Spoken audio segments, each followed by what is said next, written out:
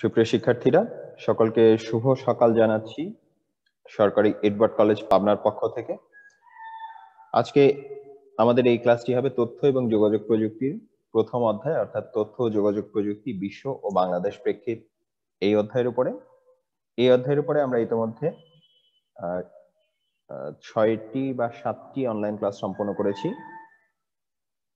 এই ক্লাসে আমরা সর্বশেষ অনলাইন ক্লাসে কি কি শিখে এসেছি সেটি প্রথমে একটু দেখে নেব, অর্থাৎ সপ্তম অনলাইন ক্লাসের আলোচ্য সূচি। সেখানে আমাদের ছিল তথ্য ও যোগাযোগ প্রযুক্তি ব্যবহারে নৈতিকতার ব্যবহারটি কেমন, সেটি সম্পর্কে আমরা সর্বশেষ যে অনলাইন ক্লাসে আলোচনা করেছি। আমরা জেনেছি যে তথ্য এবং যোগাযোগ প্রযুক্তি আমাদের বিশাল একটি ক্ষমতা হাতে এনে দেয়, বিশাল একটি সুযোগ হাতে এনে দেয়। সেই সুযোগটি কিন্তু ভালো মানুষের হাতে পড়লে ভালোভাবে ব্যবহৃত হবে, যদি খারাপ কোনো মানুষের হাতে পড়ে তখন খারাপভাবেও ব্যবহৃত হওয়ার আশঙ্কা থাকে। সে কারণে তথ্য এবং যোগাযোগ প্রযুক্তি ব্যবহারে আমাদের কিছু নৈতিকতার প্রয়োজন আছে। নৈতিকতা বলতে আমরা কি বুঝেছিলাম? নৈতিকতা হচ্ছে ভালো এবং খারাপের মধ্যে বা উচিত এবং অনুচিতের মধ্যে পার্থক্য করতে পারার যে ক্ষমতা, সেটি হচ্ছে নৈতিকতা।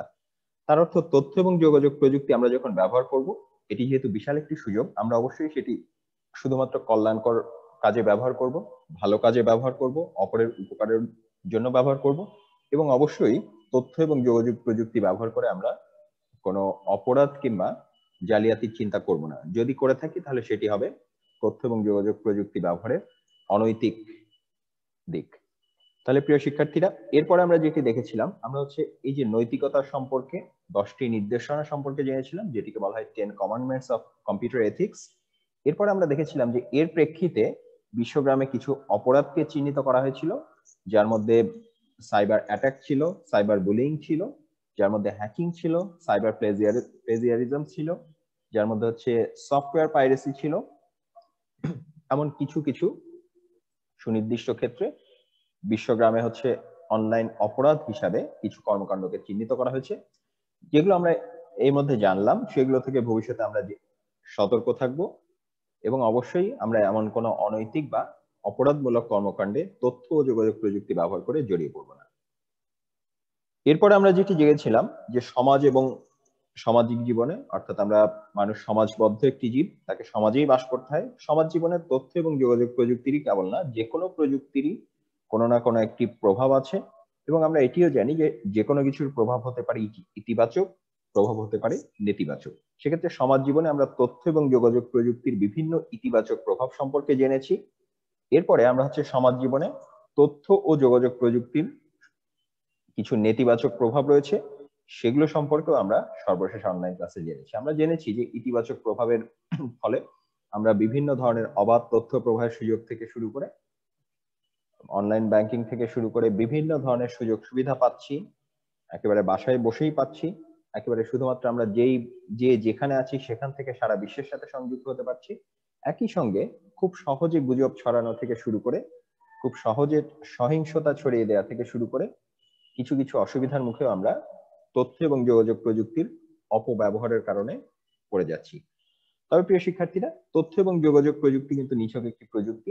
এর আলাদাভাবে কোনো ভালো দিকও নেই, এর আলাদাভাবে কোনো খারাপ দিকও নেই।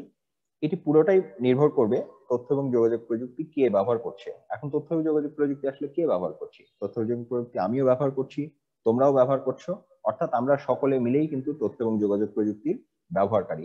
অর্থাৎ আমরা যদি ভালোভাবে ব্যবহার করি, সেক্ষেত্রে এর ইতিবাচক প্রভাবটি দেখা যাবে, এবং আমরা যদি খারাপ হয়ে থাকি, অর্থাৎ মানুষেরাই যদি খারাপ হয়ে থাকি, সেক্ষেত্রে কিন্তু সেটি নেতিবাচক দিকে চলে যাবে।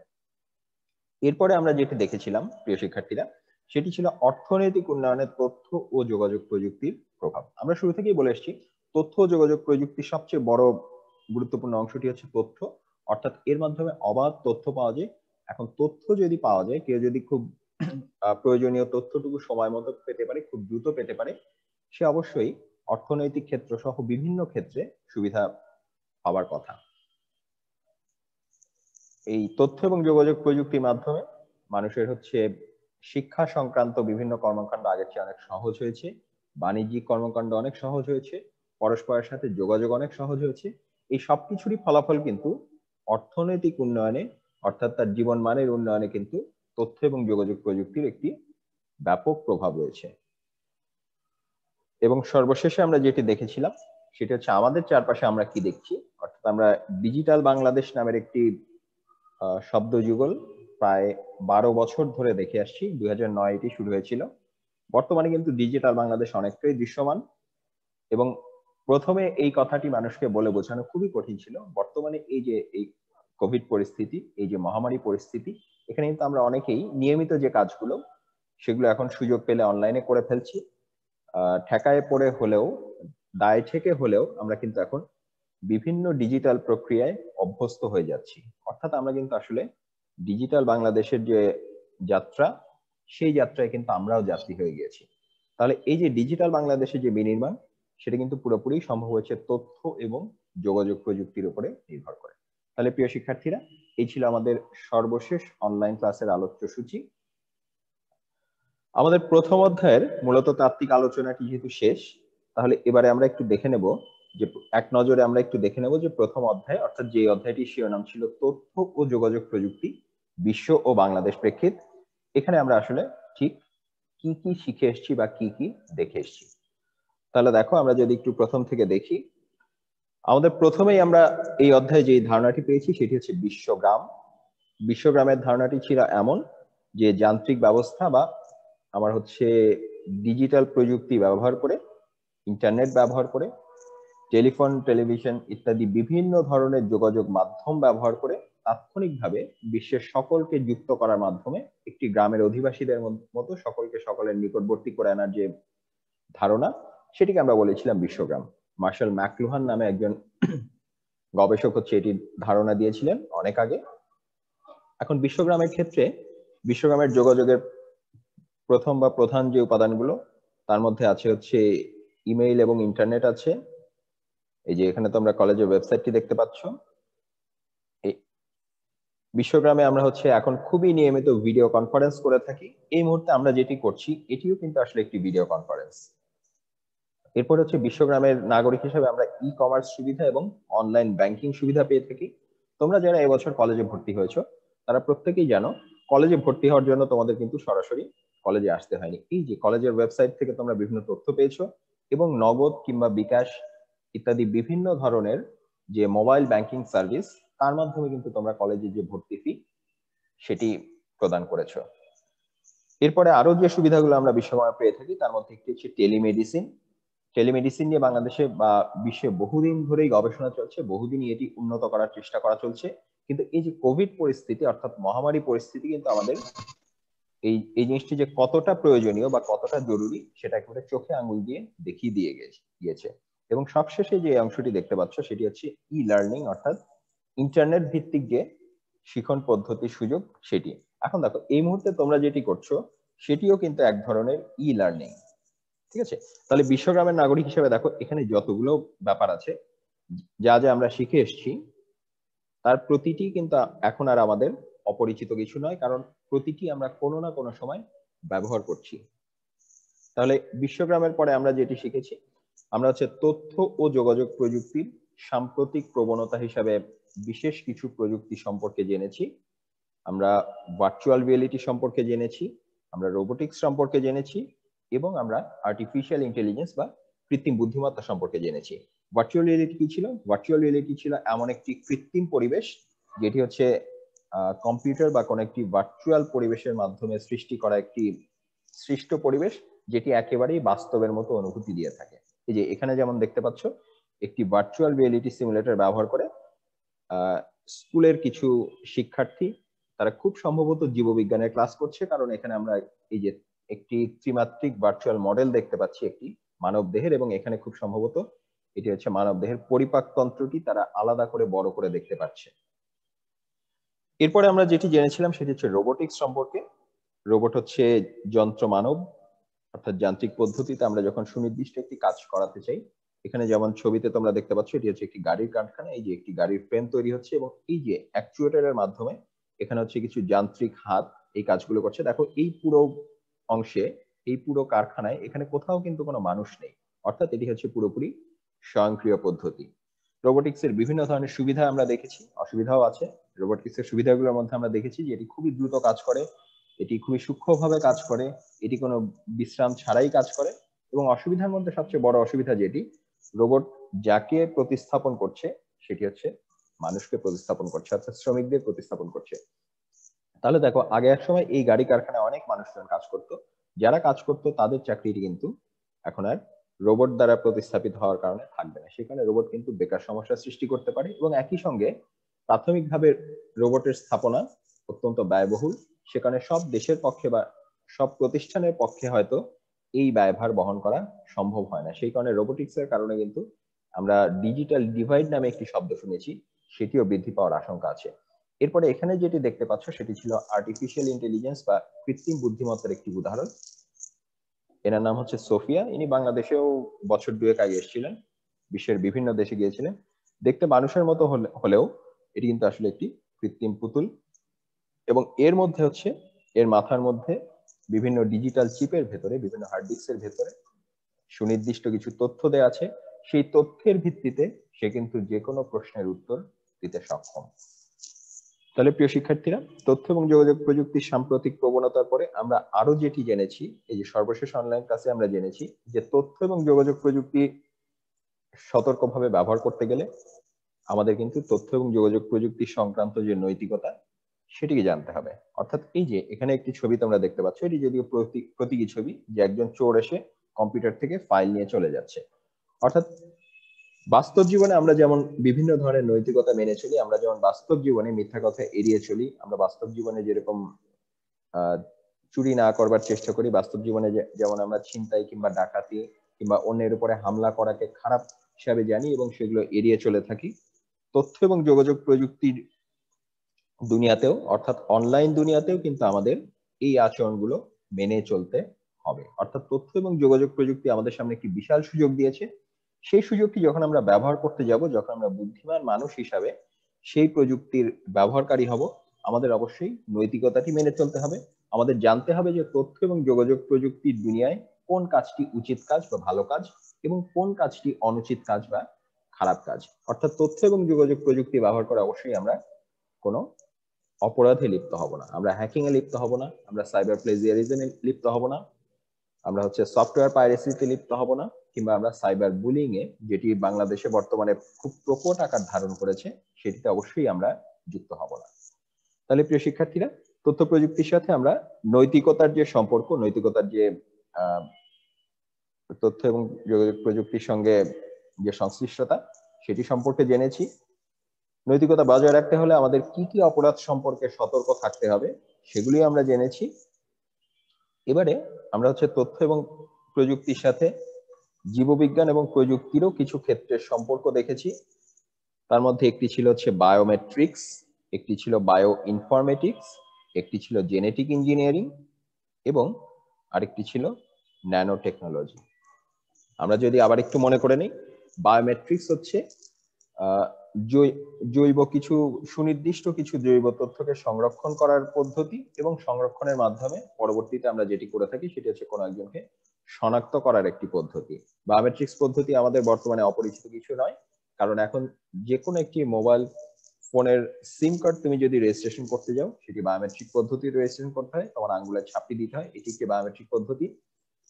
তুমি যখন পাসপোর্ট করতে যাবে কিংবা ন্যাশনাল আইডি কার্ড অর্থাৎ জাতীয় পরিচয়পত্র করতে যাবে, সেখানেও তোমার আঙ্গুলের ছাপ এবং আরো কিছু তথ্য দিতে হয়, তোমার চোখের রেটিনা কিংবা আইরিস স্ক্যান করতে হয়, এর সঙ্গে একটি ডিজিটাল সিগনেচার দিতে হয়। এগুলো সবই কিন্তু বায়োমেট্রিক্স প্রযুক্তির অন্তর্ভুক্ত। এখানে এছাড়াও আমরা হচ্ছে হ্যান্ড জিওমেট্রি সম্পর্কে জেনেছি, ফেশিয়াল রিকগনিশন সম্পর্কে জেনেছি, ভয়েস রিকগনিশন সম্পর্কে জেনেছি।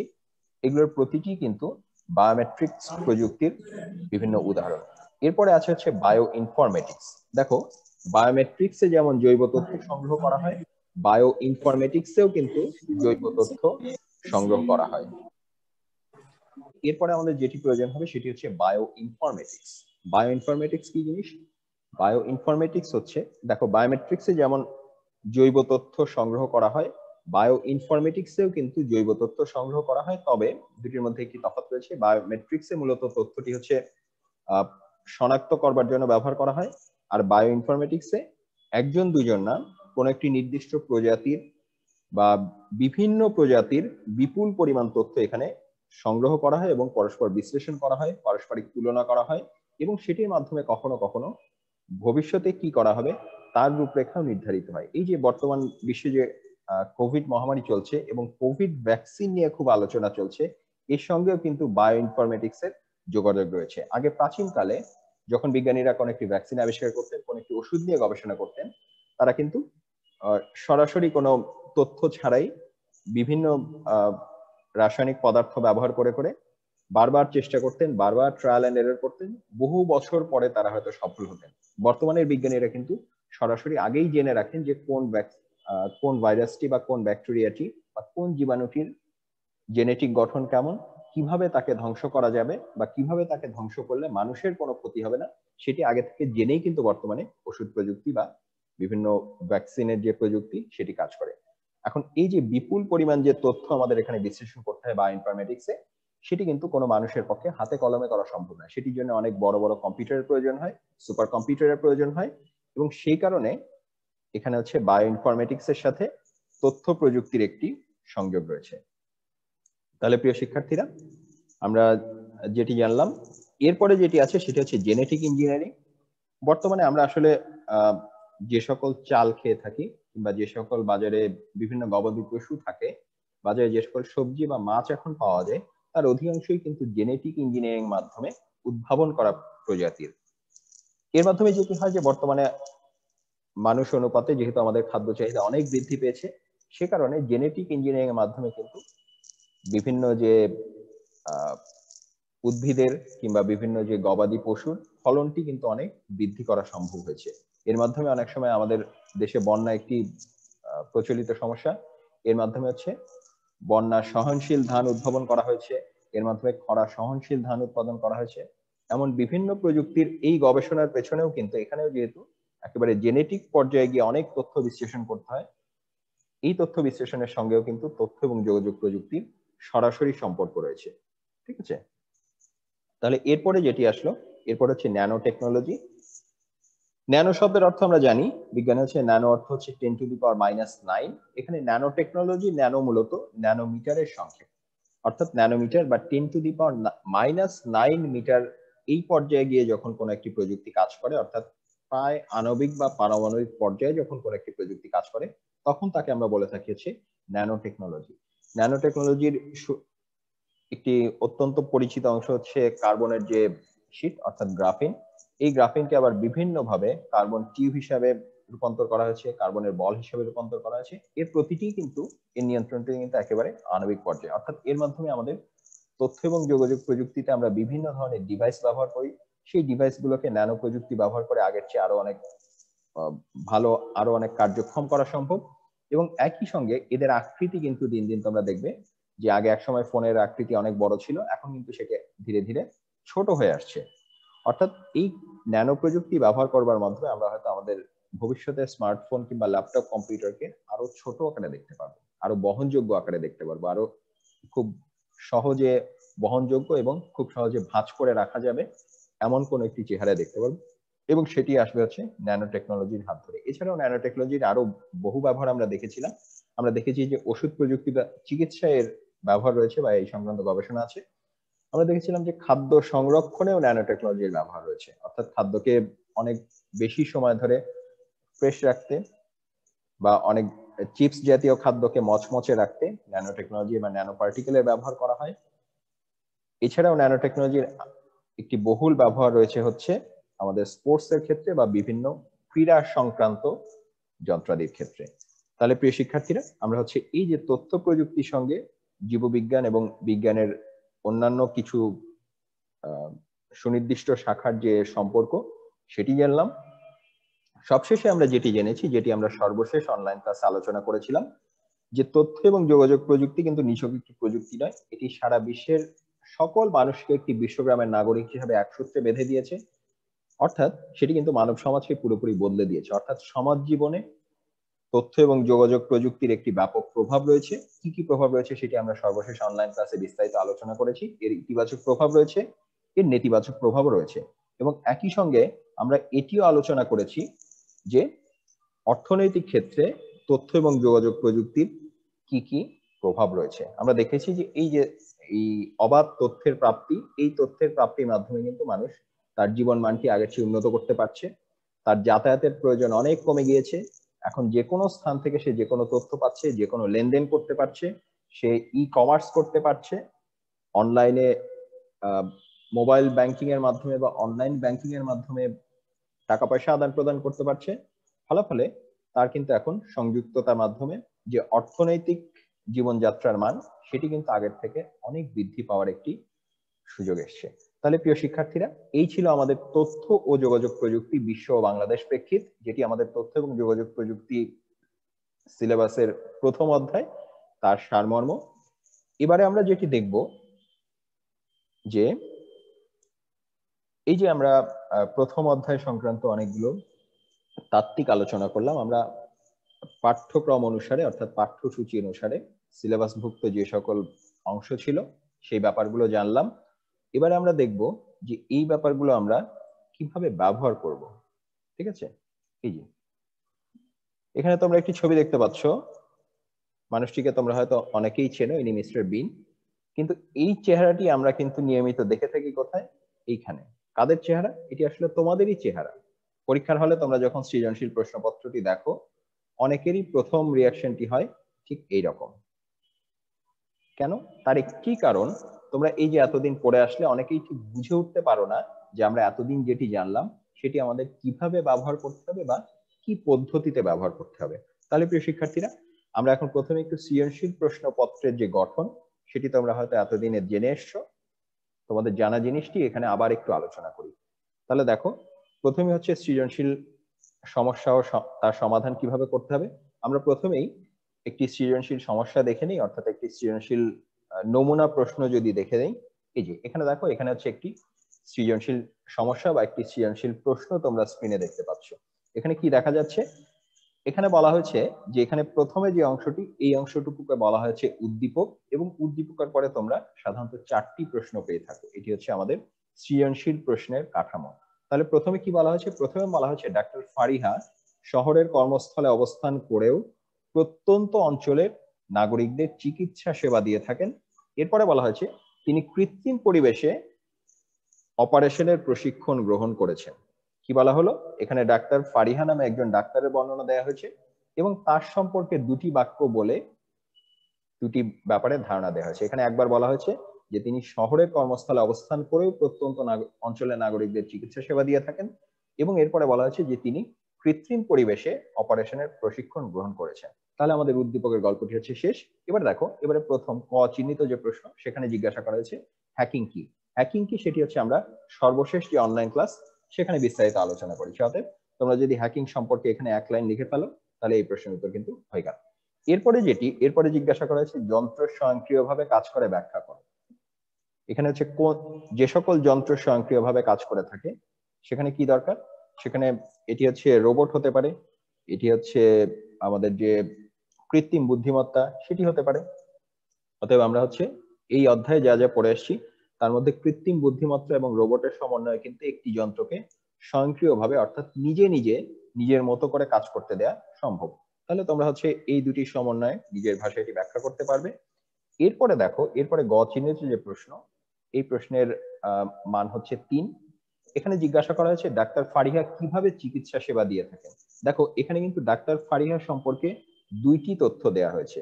কি কি তথ্য? প্রথম তথ্যটি দেওয়া হয়েছে যে তিনি শহরের কর্মস্থলে অবস্থান করেও প্রত্যন্ত অঞ্চলের নাগরিকদের চিকিৎসা সেবা দিয়ে থাকেন।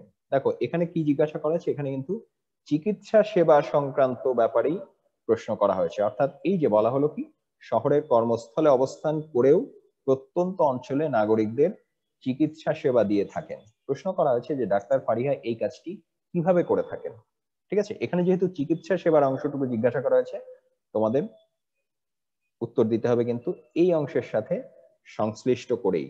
তাহলে এখন তোমরাই বলো যে শহরের কর্মস্থলে অবস্থান করেও প্রত্যন্ত অঞ্চলের নাগরিকদের চিকিৎসা সেবা যদি দিয়ে থাকেন সেটি কিভাবে দেওয়া সম্ভব?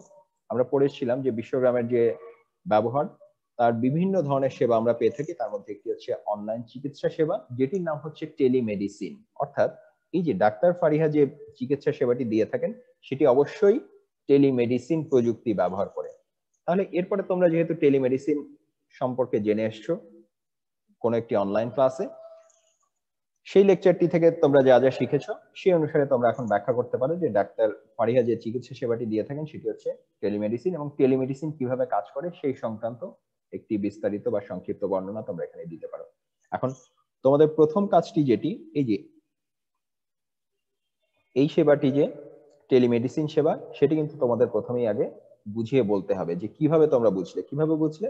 তোমরা বুঝলে হচ্ছে শহরের কর্মস্থলে অবস্থান করে, অর্থাৎ এক স্থান থেকে অন্য স্থানে যখন চিকিৎসা সেবার দেওয়ার কথাটি আসছে সেটি শুধুমাত্র টেলিমেডিসিন দ্বারাই সম্ভব। ঠিক আছে? অনেকে হচ্ছে এই অংশটি হঠাৎ করে শুরু করে ফেলো, হঠাৎ করে শুরু করে ফেললে কিন্তু সেটি বোঝা খুব কঠিন হয়ে যায় যে তুমি আসলে কি বুঝে লিখেছো নাকি তোমার বন্ধুর খাতা দেখে লিখেছো। সে কারণে তোমরা অবশ্যই সুস্পষ্টভাবে কোন অংশটি দেখে তোমরা চিহ্নিত করতে পারলে যে এটি টেলিমেডিসিন হবে সেই অংশটি উল্লেখ করবে, যে উদ্দীপকের এই অংশ থেকে বা এই তথ্য থেকে আমরা বুঝতে পারছি যে এটি টেলিমেডিসিন সেবা। এবং এটি যে টেলিমেডিসিন সেবা সেই কথাটি বা তোমাদের সিলেবাসে যা শিখে এসছো সেই কথাটি অবশ্যই তোমাদের উল্লেখ করতে হবে। এরপরে তুমি তোমার মতো নিজের ভাষায় ব্যাখ্যা করতে পারো যে টেলিমেডিসিন কিভাবে কাজ করে থাকে, অর্থাৎ ডাক্তার ফারিহা কিভাবে কাজ করে থাকে। ঠিক আছে? তাহলে এটি গেল হচ্ছে আমাদের গ চিহ্নিত প্রশ্নের সমাধান, গ চিহ্নিত অংশের সমাধান। এরপরে দেখো ঘতে কি জিজ্ঞাসা করা হয়েছে। এখানে বলা হয়েছে ডাক্তার ফারিহার প্রশিক্ষণে ব্যবহৃত প্রযুক্তিটি প্রাত্যহিক জীবনে কি প্রভাব রাখছে আলোচনা করো। কি জিজ্ঞাসা করা হলো? জিজ্ঞাসা করা হয়েছে ডাক্তার ফারিহার প্রশিক্ষণে ব্যবহৃত প্রযুক্তিটি প্রাত্যহিক জীবনে কি প্রভাব রাখছে।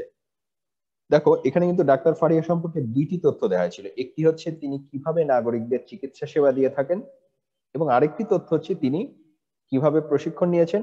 তিনি প্রশিক্ষণ নিয়েছেন হচ্ছে এই যে গ চিহ্নিত অংশে হচ্ছে টেলিমেডিসিন, এটি আমরা এতক্ষণ আলোচনা করলাম। আর ঘ চিহ্নিত অংশের জন্য তিনি হচ্ছে কৃত্রিম পরিবেশে অপারেশনের প্রশিক্ষণ গ্রহণ করেছেন। তিনি কোথায় প্রশিক্ষণ গ্রহণ করেছেন? প্রশিক্ষণ গ্রহণ করেছেন কৃত্রিম পরিবেশে। তাহলে অনুরূপ জিনিস আমরা আমাদের এই অধ্যায়ে আমরা কোথায় পড়ে এসেছি? আমরা প্রথম দিকে যখন তথ্য এবং যোগাযোগ প্রযুক্তির সাম্প্রতিক প্রবণতা অংশটি সম্পর্কে পড়ছিলাম তখন আমরা একটি অংশ পড়েছি যেটির নাম হচ্ছে ভার্চুয়াল রিয়েলিটি, যেটি হচ্ছে বাস্তব নয়, যেটি একটি কৃত্রিম পরিবেশ, কিন্তু সেই কৃত্রিম পরিবেশটি বহু বাস্তবের মতো। সেটি হচ্ছে কম্পিউটার এবং তথ্য যোগাযোগ প্রযুক্তি এবং আরো বিভিন্ন সিমুলেটর, সেন্সর ইত্যাদি ব্যবহার করে গড়ে উঠে থাকে। অর্থাৎ আমাদের প্রথমেই চিহ্নিত করতে হবে যে এই ডাক্তার ফারিয়া প্রশিক্ষণে ব্যবহৃত যে প্রযুক্তি সেটি কোন প্রযুক্তি। অর্থাৎ আমাদের প্রথমেই চিহ্নিত করতে হবে যে প্রযুক্তিটির নাম কি। এটি যদি তোমরা ভুলভাবে চিহ্নিত করো তাহলে কিন্তু তোমরা একদম শূন্য পাবে। তাহলে তোমাদের প্রথম কাজ কি? তোমাদের কাজ হচ্ছে এই যে ডাক্তার ফারিয়ার প্রশিক্ষণে ব্যবহৃত যে প্রযুক্তিটি সেটি কোন প্রযুক্তি, সেই প্রযুক্তির নামটি চিহ্নিত করা। অর্থাৎ এখানে আমরা পরিষ্কার বুঝতে পারলাম যে এখানে এই প্রযুক্তিটি হচ্ছে আসলে ভার্চুয়াল রিয়েলিটি প্রযুক্তি ব্যবহার করে তিনি ব্যবহার করছেন। এরপরে বলতে হবে যে এই যে এটি যে ভার্চুয়াল রিয়েলিটি সেটি কি তুমি আন্দাজে বুঝেছো নাকি আসলেই উদ্দীপক ব্যবহার করে বুঝেছো? অর্থাৎ উদ্দীপকের কোন অংশ দেখে তুমি চিনতে পারলে যে এটি ভার্চুয়াল রিয়েলিটি হবে সেটি তোমাকে অন্তত এক লাইন হলেও ব্যাখ্যা করতে হবে। এখানে আমরা কিভাবে বুঝতে পারলাম? এখানে আমরা বুঝতে পারছি কারণ বলা হয়েছে যে কৃত্রিম পরিবেশে অপারেশনের প্রশিক্ষণ গ্রহণ করেছেন, অর্থাৎ এটি ভার্চুয়াল রিয়েলিটির দ্বারাই হওয়া সম্ভব। সেক্ষেত্রে আমরা ভার্চুয়াল রিয়েলিটিকে চিহ্নিত করলাম, কেন এটি ভার্চুয়াল রিয়েলিটি সেটি ব্যাখ্যা করলাম। এরপরে দেখো এরপরে জিজ্ঞাসা করা হয়েছে যে এই প্রযুক্তিটি প্রাত্যহিক জীবনে কি কি প্রভাব রাখছে। তাহলে প্রাত্যহিক জীবনে আমরা ভার্চুয়াল রিয়েলিটির কি কি প্রভাব, আমরা ভার্চুয়াল রিয়েলিটির ভালো দিক দেখেছি, খারাপ দিক দেখেছি। প্রাত্যহিক জীবনে আমাদের বিভিন্ন ধরনের যে সকল কাজ করে থাকি ভার্চুয়াল রিয়েলিটির মাধ্যমে শিক্ষা দেওয়া সম্ভব, ভার্চুয়াল রিয়েলিটির মাধ্যমে অপারেশনের প্রশিক্ষণ দেওয়া সম্ভব, এর মাধ্যমে হচ্ছে ড্রাইভিং প্রশিক্ষণ দেওয়া সম্ভব। এর প্রতিটি কিন্তু আমাদের দৈনন্দিন জীবনে কাজে লাগে। অর্থাৎ এটির মাধ্যমে আমাদের দৈনন্দিন জীবনের বিভিন্ন খুবই প্রয়োজনীয় যে প্রশিক্ষণ সেগুলি দেওয়া হয়। এগুলো হচ্ছে ভালো প্রভাব। আমরা কিন্তু বারবার বলেছি যে কোনো প্রযুক্তি শুধুমাত্র ভালো প্রভাব আছে সেটি নয়, তার কিন্তু খারাপ প্রভাবও আছে। ভার্চুয়াল রিয়েলিটির বিভিন্ন ধরনের খারাপ প্রভাব আমরা দেখে এসেছি। আমরা দেখে এসেছি যে এটির অধিক ব্যবহারের কারণে বিভিন্ন শারীরিক সমস্যা হতে পারে, মানসিক সমস্যা হতে পারে, জনবিচ্ছিন্নতা হতে পারে, এগুলো হতে পারে। তাহলে প্রিয় শিক্ষার্থীরা এভাবে আমরা হচ্ছে ভার্চুয়াল রিয়েলিটিকে চিহ্নিত করবার পরে আমরা হচ্ছে প্রাত্যহিক জীবনে এগুলো কি কি প্রভাব রাখে সেগুলো ব্যাখ্যা করতে পারবো। তাহলে এবারে দেখো পরবর্তী অংশে আমরা যেটি করব, এই যে আমরা হচ্ছে একটি নমুনা প্রশ্নের মাধ্যমে দেখলাম যে আমরা সৃজনশীল একটি সমস্যাকে কিভাবে সমাধান করতে পারি এবং এখানে আমাদের কি কি অংশ থাকা গুরুত্বপূর্ণ, কি কি অংশ থাকা প্রয়োজন। এর পরবর্তী অংশে আমরা এখন যেটি দেখব সেটি হচ্ছে এই যে পরীক্ষার হলে তোমাদের অনেকেরই আমরা এই চেহারাটি দেখে থাকি, যে পরীক্ষা হলে তোমরা হচ্ছে অনেক কিছু পড়ে গিয়েছো, কিন্তু তোমাদের চেহারাটি এরকম হয়ে যায় কেন? কারণ when you don't understand the question in an exam, তোমাদের কিন্তু প্রথমেই এখানে দেখো সৃজনশীল প্রশ্ন পদ্ধতিতে তোমরা একটু আগে নমুনা প্রশ্নটিতে দেখে এসেছো যে সাধারণত একটি গল্প থাকে বা একটি ছবি থাকে কিংবা একটি টেবিল থাকে, কোনো একটি তথ্য তোমাকে দেয়া হয়, সেই তথ্য ব্যবহার করে তোমাকে তোমার সিলেবাসে পড়ে আসা, তোমার সিলেবাসে জেনে আসা কোনো একটি তথ্যের সঙ্গে বা কোনো একটি টপিকের সাথে তোমাকে তার সংশ্লিষ্টতাটি নির্ণয় করতে হয় এবং সেই সংক্রান্ত যে প্রশ্ন করা হয়েছে সেটির উত্তর দিতে হয়। অর্থাৎ এখানে কিন্তু তোমাকে অবশ্যই তুমি যা যা শিখে এসছো তাকে খুব ভালোভাবে জানতে হবে, নইলে তুমি উদ্দীপকে উল্লেখিত যে গল্পগুলো থাকবে তার সঙ্গে তুমি কিন্তু সমন্বয় করতে পারবে না। সে কারণে আমরা এখন কিছু নমুনা প্রশ্ন দেখে নেব, কিছু নমুনা সৃজনশীল প্রশ্ন দেখে নেব এবং সেটি নিয়ে আমরা একটু আলোচনা করব। তাহলে আমরা দেখি, আমরা প্রথম সৃজনশীল সমস্যাটি, এই যে এখানে তোমরা দেখতে পাচ্ছ, এখানে উদ্দীপকের গল্পটিতে কি বলা হয়েছে? এখানে বলা হয়েছে যে ডক্টর হাতেম শল্য চিকিৎসায় প্রশিক্ষণের জন্য চীন গমন করেন। ভর্তি হওয়ার সময় তার একটি আঙ্গুলের ছাপ নেওয়া হয় এবং তাকে একটি পরিচয়পত্র দেয়া হয়। ঠিক আছে, এরপরে কি বলা হয়েছে? এরপরে বলা হয়েছে যে প্রশিক্ষণ কক্ষে ঢোকার পূর্বে তাকে প্রতিবার দরজায় রাখা একটি যন্ত্রে ওই আঙ্গুলের চাপ দিয়েই ভেতরে প্রবেশ করতে হয়। এরপরে বলা হয়েছে শ্রেণীকক্ষে অন্যান্য প্রশিক্ষণার্থীদের মতো তাকে হাত, মাথা ও চোখে কিছু বিশেষ যন্ত্র পড়ানো হয়। তিনি কম্পিউটারের বিভিন্ন দৃশ্যাবলী দেখার মাধ্যমে প্রশিক্ষণের প্রাথমিক পর্ব শেষ করেন। ঠিক আছে, তাহলে তোমরা কি কি দেখতে পেলে? এখানে দেখো, এখানে যা যা আসলো, এখানে কিন্তু অনেক তথ্য দেওয়া হয়েছে। কি হয়েছে এখানে? প্রথমে বলা হয়েছে যে ভর্তি হওয়ার সময় তার একটি আঙ্গুলের ছাপ নেওয়া হয় এবং তাকে একটি পরিচয়পত্র দেওয়া হয় এবং প্রশিক্ষণ কক্ষে ঢোকার পূর্বে তাকে প্রতিবার দরজায় রাখা একটি যন্ত্রে ওই আঙ্গুলের চাপ দিয়েই ভেতরে প্রবেশ করতে হয়। এখন দেখো, গ নং প্রশ্নে তোমাদের কি জিজ্ঞাসা করা হলো? এখানে জিজ্ঞাসা করা হয়েছে যে উদ্দীপকে উল্লিখিত দরজায় কোন প্রযুক্তি ব্যবহার করা হয়েছে। দেখো, এখানে কিন্তু অনেক ধরনের প্রযুক্তির কথা আছে। এখানে কোনটি জিজ্ঞাসা করা হলো? এখানে কিন্তু সুনির্দিষ্টভাবে জিজ্ঞাসা করা হয়েছে যে উদ্দীপকে উল্লিখিত দরজায় কোন প্রযুক্তি ব্যবহার করা হয়েছে। অর্থাৎ বাকি সবকিছু নিয়ে কিন্তু এই প্রশ্নে আমরা চিন্তা করব না, শুধুমাত্র দরজায় যে প্রযুক্তিটি ব্যবহার করা হয়েছে সেটি নিয়ে আমরা কথা বলবো। তাহলে দরজায় কি হয়েছে? দরজায় রাখা একটি যন্ত্রে আঙ্গুলের চাপ দিয়ে তাকে ভেতরে প্রবেশ করতে হয়। এই প্রযুক্তিটির ব্যাপারে আমরা কোথায় পড়েছি? আমরা পড়েছি হচ্ছে বায়োমেট্রিক্স অংশে। আমরা পড়েছি যে বিভিন্ন ধরনের বায়োমেট্রিক প্রযুক্তি রয়েছে, তার মধ্যে একটি হচ্ছে ফিঙ্গারপ্রিন্ট। তাহলে এখানে যেটি আছে এটি কিন্তু বায়োমেট্রিক ফিঙ্গারপ্রিন্ট প্রযুক্তি। এরপরে আবার বলা হয়েছে যে ডাক্তার হাতেমের প্রশিক্ষণে ব্যবহৃত যে প্রযুক্তির ভূমিকা মূল্যায়ন করা। দেখো, এখানে কিন্তু অনেক রকম প্রযুক্তি আছে, কিন্তু এখানে কোনটি জিজ্ঞাসা করা হয়েছে? এখানে জিজ্ঞাসা করা হয়েছে যে ডাক্তার হাতেমের প্রশিক্ষণে ব্যবহৃত প্রযুক্তিটির ভূমিকা মূল্যায়ন করো। অর্থাৎ ডাক্তার হাতেমের প্রশিক্ষণে আমরা কোন প্রযুক্তিটি লেগেছে? এই যে তাকে হাত, মাথা ও চোখে কিছু বিশেষ যন্ত্র পড়ানো হয় এবং কম্পিউটার মনিটরে বিভিন্ন দৃশ্যাবলীর মাধ্যমে প্রশিক্ষণ শেষ করেন। অতএব এটি অবশ্যই ভার্চুয়াল রিয়েলিটির মাধ্যমে সম্পন্ন হয়েছে। ঠিক আছে, তাহলে প্রিয় শিক্ষার্থীরা, আমাদের এই আজকের অনলাইন ক্লাসটি এখানেই শেষ।